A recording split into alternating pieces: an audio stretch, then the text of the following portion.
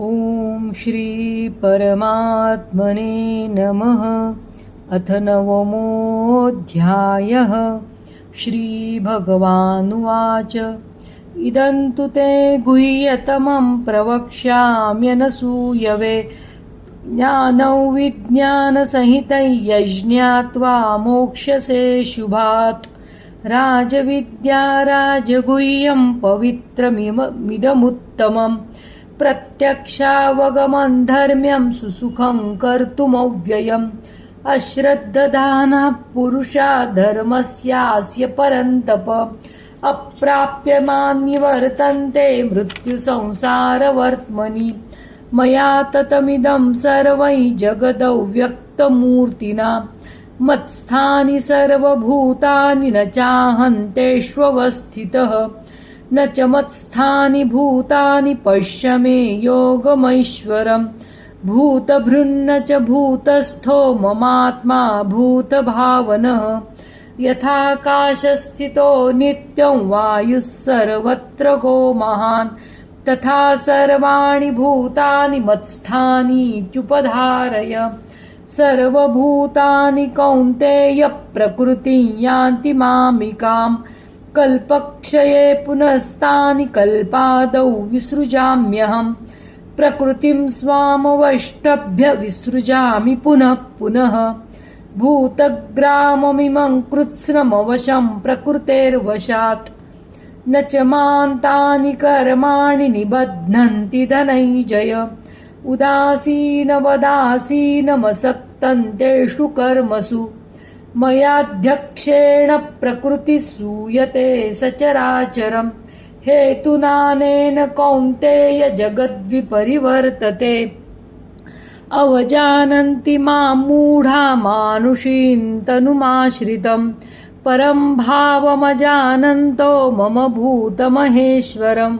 मोघाशा मोघकर्माणो मोघज्ञानाविचेतसः राक्षसीमासुरीं चैव प्रकृतिं मोहिनीं श्रिताः। महात्मानस्तु मां पार्थ दैवीं प्रकृतिमाश्रिताः। भजन्त्यनन्यमनसो ज्ञात्वा भूतादिमव्ययम् सततं कीर्तयन्तो मां यतन्तश्च दृढौ व्रताः। नमस्यन्तश्च मां भक्त्या नित्ययुक्ता उपासते। ज्ञानयज्ञेन चाप्यन्ये यजन्तो मामुपासते। एकत्वेन पृथक्त्वेन बहुधा विश्वतो मुखम्। अहं क्रतुरहं यज्ञस्वधाहमहमौषधम्। मन्त्रोऽहमहमेवाज्यमहमग्निरहं हुतम्। पिताहमस्य जगतो माता धाता पितामहः। वेद्यं पवित्रमोङ्काररुक्सामयजुरेव च। गतिर्भर्ता प्रभुः साक्षी निवासः शरणं सुहृत्। प्रभवः प्रलयस्थानं निधानं बीजमव्ययम्। तपाम्यहमहं वर्षं निगृह्णाम्युत्सृजामि च। अमृतं चैव मृत्युश्च सदसच्चाहमर्जुन। त्रैविद्या मां सोमपः पूतपापा यज्ञैरिष्ट्वा स्वर्गतिं प्रार्थयन्ते।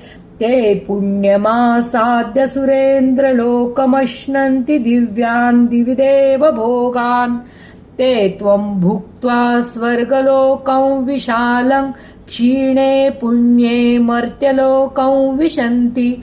एवं त्रयी धर्ममनुप्रपन्ना गतागतं कामकामा लभन्ते। अनन्याश्चिन्तयन्तो मां ये जनाः पर्युपासते।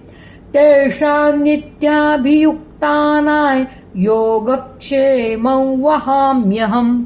येऽप्यन्यदेवता भक्ता यजन्ते श्रद्धयान्विताः तेऽपि मामेव कौन्तेय यजन्त्य विधिपूर्वकम्। अहं हि सर्वयज्ञानां भोक्ता च प्रभुरेव च। न तु मामभिजानन्ति तत्त्वेनातश्च वन्ति ते।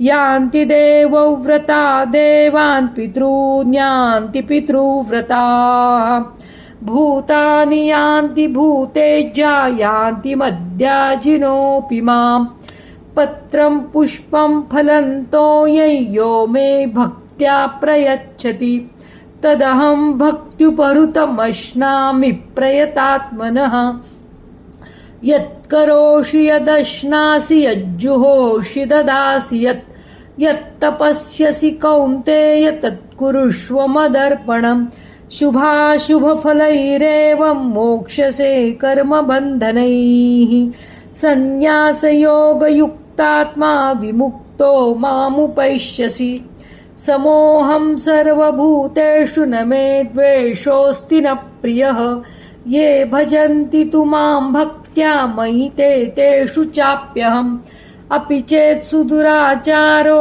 भजते मामनन्यभाक् साधुरेव समन्तव्यः सम्यक् व्यवसितो हि सः क्षिप्रं भवति धर्मात्मा शश्वच्छान्तिं निगच्छति कौन्तेय प्रतिजानीहि न मे भक्तः प्रणश्यति मां हि पार्थौ व्यपाश्रित्य येऽपि स्युः पापयोनयः स्त्रियो वैश्यास्तथा शूद्रास्तेऽपि यान्ति परां गतिम् किं पुनर्ब्रह्मणा पुण्या भक्ता राजर्षयस्तथा अनित्यमसुखल्लोकमिमं प्राप्य भजस्व माम् मन्मना भव मद्भक्तो मद्याजी मां नमस्कुरु मामे वैश्यसि युक्त्वैव मात्मानं मत्परायणः ॐ तत्सदिति श्रीमद्भगवद्गीतासु